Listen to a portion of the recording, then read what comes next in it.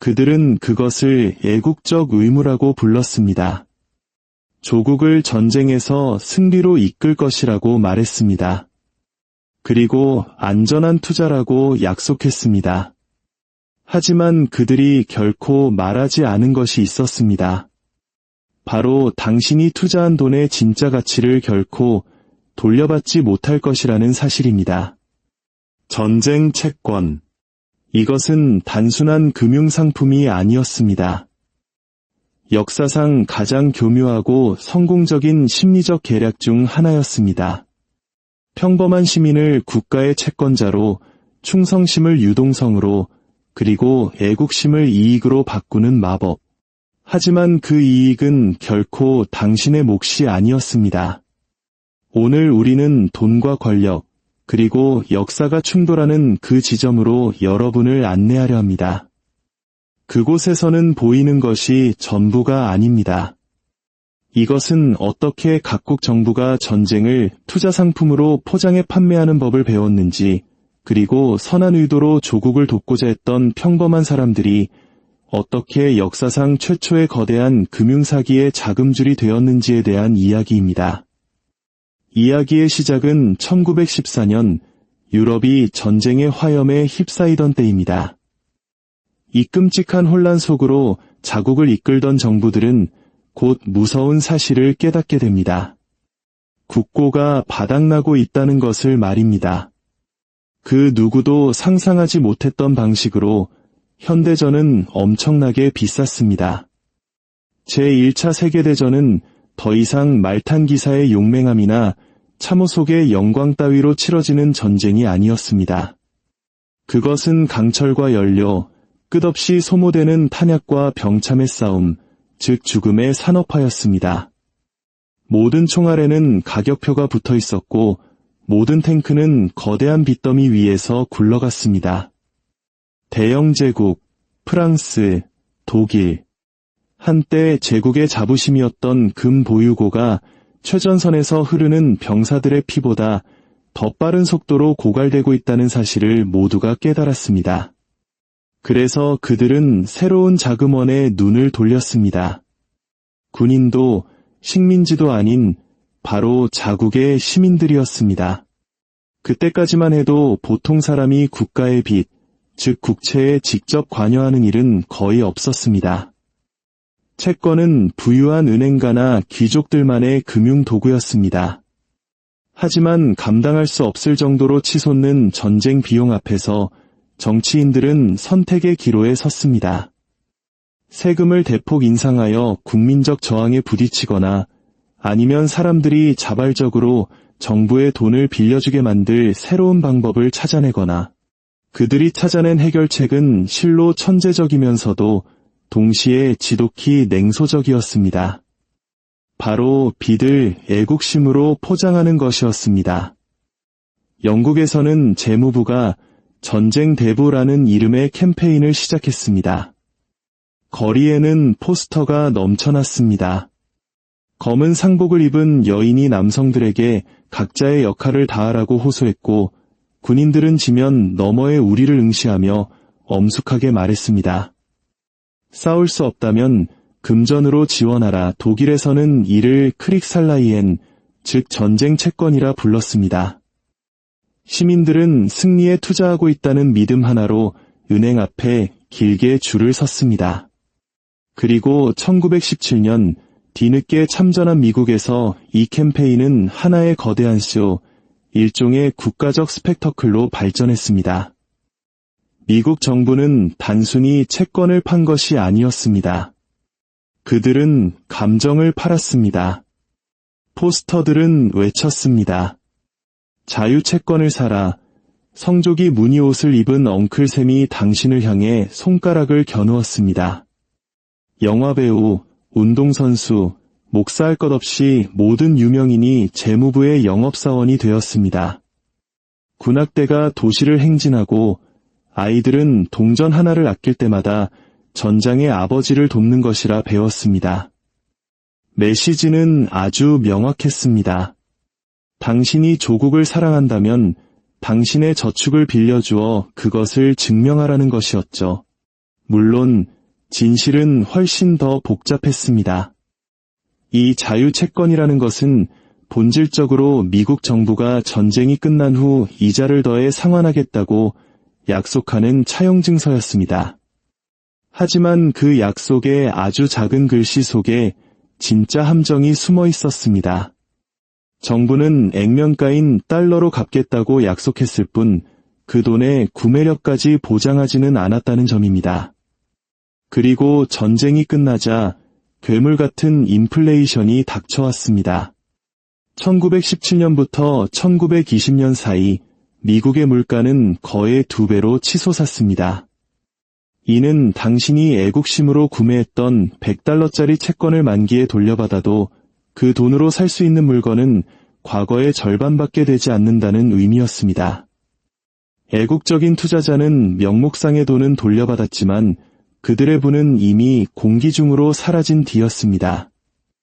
이 비극은 유럽 전역에서 똑같이 반복되었습니다. 영국에서는 1917년 전쟁 채권이 연 5%라는 서류상으로는 꽤 괜찮은 이자를 지급했습니다. 하지만 1920년대 초가 되자 인플레이션은 그 실질 가치의 60% 가까이를 갉아먹었습니다. 독일의 상황은 그야말로 재앙에 가까웠습니다. 정부는 전쟁 자금을 대기 위해 무차별적으로 돈을 찍어내면서도 시민들에게는 전쟁 채권이 가장 안전한 자산이라고 안심시켰습니다. 불과 몇 년 후 살인적인 초인플레이션이 그들의 저축을 휴지 조각으로 만들어버렸습니다. 1916년의 자랑스러운 애국적 대부자들은 1923년 거리의 구걸꾼으로 전락했습니다. 그들은 군사적 패배의 희생자가 아니었습니다. 그들은 냉혹한 산수의 희생자였습니다. 애초에 전쟁 채권은 국민을 부유하게 만들기 위해 설계된 것이 아니었습니다.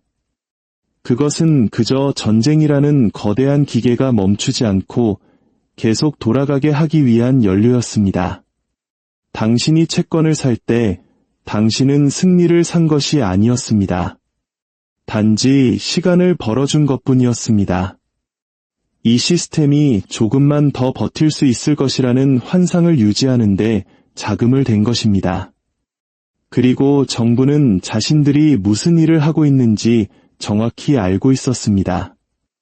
이 채권 판매 운동은 단순한 자금 조달 수단을 넘어 그 자체로 강력한 프로파간다였습니다. 도덕과 돈의 경계를 효과적으로 허물어뜨려 채권의 가치를 의심하는 행위 자체가 국가에 대한 충성심을 의심받는 행위가 되도록 만들었습니다. 포스터는 이자율에 대해 말하지 않았습니다. 그들은 영웅들의 희생에 대해 이야기했습니다. 채권을 사는 것은 금융거래가 아니라 신념의 표현이었습니다. 그리고 신념이야말로 정부가 발행할 수 있는 가장 수익성 높은 통화입니다. 바로 이 지점에서 전쟁 채권이 사기가 되는 것입니다. 숫자가 아니라 그 이면에 깔린 서사 때문에 국민들은 자신들이 국가의 미래에 투자하고 있다고 믿었지만 진실은 국가가 국민에게 투자하고 있었다는 것입니다. 그들의 순종, 그들의 감정, 그리고 그들이 이해하지 못하는 무언가에 기꺼이 돈을 지불하려는 의지의 말입니다. 영국 정부 하나만으로도 60억 파운드가 넘는 전쟁 채권을 발행했습니다. 당시로서는 천문학적인 액수였습니다. 미국에서는 자유채권이 200억 달러 이상을 모금했는데 이는 미국 전체 전쟁 비용의 거의 절반에 해당했습니다. 이 방식은 너무나 성공적이어서 1918년경에는 우리가 아는 현대적 의미의 채권 시장이 탄생했습니다. 더 이상 소수 엘리트의 전유물이 아닌 전 국민을 대상으로 한설득의 프로젝트가 된 것입니다. 메시지는 보편적이었습니다. 당신은 빚을 사는 것이 아니라 명예를 사는 것이라고. 하지만 명예는 이자를 지불하지 않습니다.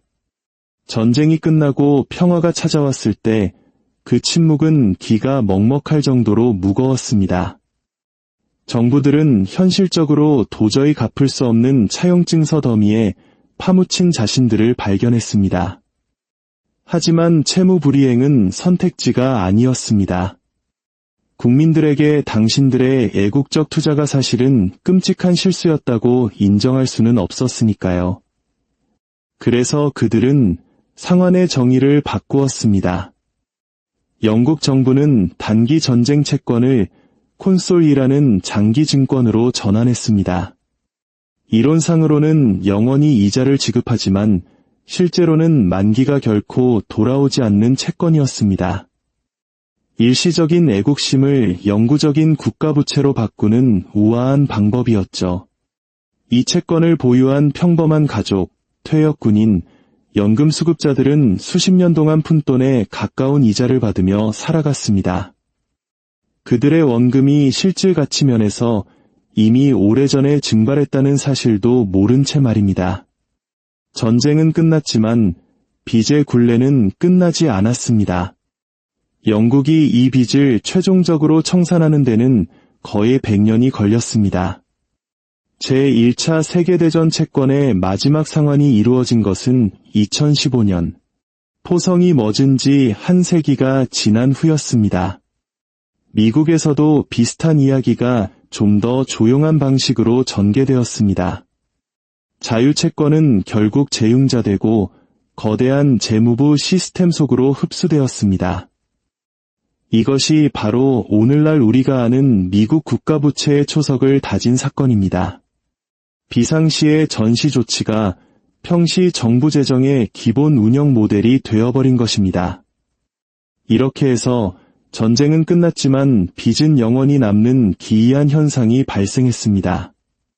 세계는 새로운 종류의 힘을 발견했습니다. 파괴하는 힘이 아니라 영원히 빌릴 수 있는 힘을 말입니다. 일단 전쟁을 투자 상품으로 팔 수 있게 되자 그들은 무엇이든 팔 수 있게 되었습니다. 1914년에 절박한 실험에서 시작된 것이 현대 경제학의 근간이 되었습니다. 애국심과 부채의 결합, 감정과 돈의 만남은 역사상 가장 질긴 동맹 중 하나임이 증명되었습니다.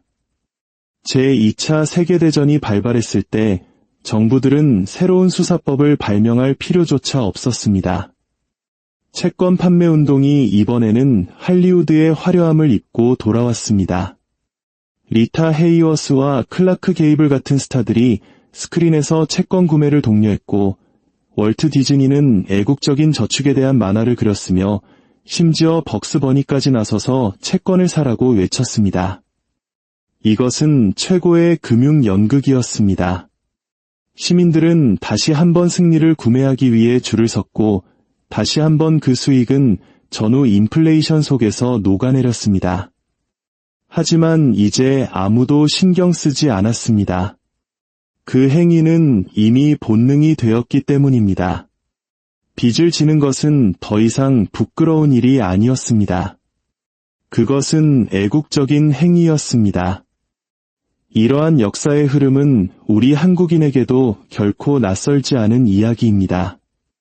일제강점기 우리 조상들은 자신들의 의사와 상관없이 국방원금이라는 명목으로 재산을 수탈당하고 전쟁 채권 매입을 강요당했습니다. 애국심이 아니라 폭력에 의해 자행된 명백한 착취였습니다. 그리고 수십 년이 흘러 1997년 우리는 IMF 외환위기라는 국가적 재난을 맞았습니다. 이때 우리 국민들은 자발적으로 금 모으기 운동에 나섰습니다. 이것은 정부의 선전이나 강요가 아닌 나라를 구하려는 순수한 마음에서 우러나온 위대한 희생이었습니다.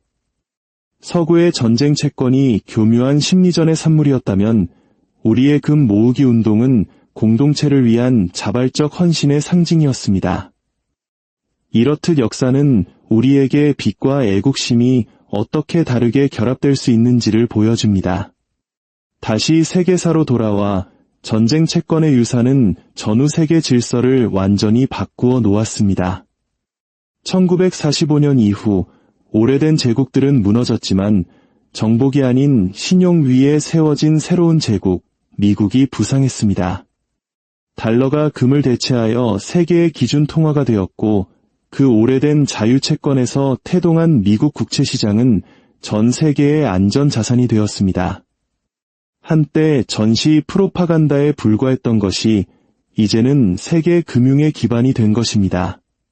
당신의 주택담보대출부터 연금펀드에 이르기까지 현대 경제 전체가 바로 그 동일한 아이디어, 즉 국가의 빚을 신뢰하라는 믿음 위에 서 있습니다. 그리고 정부가 위기에 직면할 때마다 이 패턴은 어김없이 반복됩니다. 냉전 시대에는 저축채권을 사서 군인을 지원하자. 9. 11테러 이후에는 국채를 매입하여 자유를 수호하자. 그리고 팬데믹 시기에는 일단 돈을 풀고 빚은 나중에 생각하자. 전쟁의 이름만 바뀔 뿐 작동 방식은 동일합니다. 항상 안보, 공포, 자부심과 같은 감정으로 시작해서 결국에는 엑셀 시트 위의 숫자로 끝납니다. 전쟁 채권의 진정한 위대함은 돈을 모았다는 데 있지 않습니다. 그것은 저축과 순종의 경계를 흐릿하게 만들었다는 데 있습니다. 당신이 채권을 살 때 당신은 단지 전쟁에 자금을 대는 것이 아니었습니다. 당신은 시스템 자체에 대한 믿음을 선언한 것입니다. 그리고 그 믿음이 진짜 통화가 되었습니다. 정부는 국민들이 믿기만 한다면 숫자는 중요하지 않다는 것을 배웠습니다. 결코 지킬 수 없는 수익을 약속하고 결코 갚지 않을 빚을 발행하고 인플레이션을 통해 손실을 대중에게 떠넘길 수 있습니다. 정당성을 잃지 않으면서 말이죠. 현대의 채권들은 녹색 채권, 회복 채권, 국방 채권 등 새로운 이름으로 불립니다. 하지만 그 논리는 변하지 않았습니다. 모든 위기는 똑같은 방식으로 자금이 조달됩니다. 정부는 당신의 이름으로 당신의 돈으로 빚을 내고 그것을 도덕적 의무라는 이름으로 당신에게 되팝니다. 군인이 그려진 포스터 대신 TV에 나온 경제학자들이 안정을 위해 필요하다고 말합니다. 깃발 대신 지속 가능성이나 회복력 같은 구호가 등장합니다. 하지만 메시지는 똑같습니다. 우리가 현재를 구할 수 있도록 당신의 미래를 우리에게 빌려주시오. 전쟁은 끝나지 않았습니다. 단지 그 형태를 바꿀 뿐입니다. 그것은 가난과의 전쟁일 수도, 테러와의 전쟁일 수도, 기후변화와의 전쟁일 수도 있습니다. 하지만 자금을 조달하는 방식, 그 감정적인 미끼는 그대로입니다. 당신은 더 이상 단순한 시민이 아닙니다. 당신은 국가의 담보입니다. 1914년 이전 사람들은 금과 저축, 실물 자산을 신뢰했습니다. 1918년 이후 그들은 국가를 신뢰하게 되었습니다. 전쟁은 국경선만 바꾼 것이 아니라 인간의 심리 구조 자체를 바꾸어 놓았습니다. 이것이 바로 전쟁 채권 시대의 진정한 유산입니다. 장부상의 빚이 아니라 언젠가는 상환될 것이라는 환상에 대한 믿음 말입니다. 역사의 가장 큰 아이러니는 전쟁 채권이 너무나 성공적이었다는 점입니다. 그것은 세상에 한계 없이 경제를 운영하는 법을 가르쳐 주었습니다. 모든 비상사태가 더 많은 빚을 정당화하고 모든 약속이 무기한 연기될 수 있는 세상. 하지만 그 믿음에는 대가가 따릅니다. 인플레이션, 경제 침체, 그리고 심화되는 불평등은 우리가 그 환상에 대해 여전히 지불하고 있는 비용입니다. 내일로부터 언제나 빌려올 수 있다는 사실을 깨달은 정부는 오늘을 소중히 다루는 법을 잊어버리기 때문입니다. 이것이 바로 역사상 최초의 거대한 금융사기가 남긴 유산입니다. 한 세기 전 포스터는 말했습니다. 싸울 수 없다면 금전으로 지원하라. 한 세기가 지난 지금 그것은 더 이상 슬로건이 아닙니다. 그것은 하나의 시스템이 되었습니다. 이 세상은 여전히 전쟁 채권으로 움직이고 있습니다. 우리는 그저 그것을 다른 이름으로 부르고 있을 뿐입니다. 이러한 역사의 흐름을 꿰뚫어 보는 지혜는 오늘을 살아가는 우리에게 무엇보다 중요합니다. 저희 이야기가 여러분의 생각에 새로운 관점을 제시했다면 잠시 시간을 내어 저희와 함께해 주시길 바랍니다. 구독과 좋아요로 여러분의 마음을 표현해 주시는 것, 그 하나하나가 저희에게는 더 깊이 있는 지혜를 탐구할 큰 힘이 됩니다. 여러분의 가정에 늘 평안과 지혜의 빛이 함께하기를 기원합니다. 다음 이야기에서 다시 뵙겠습니다.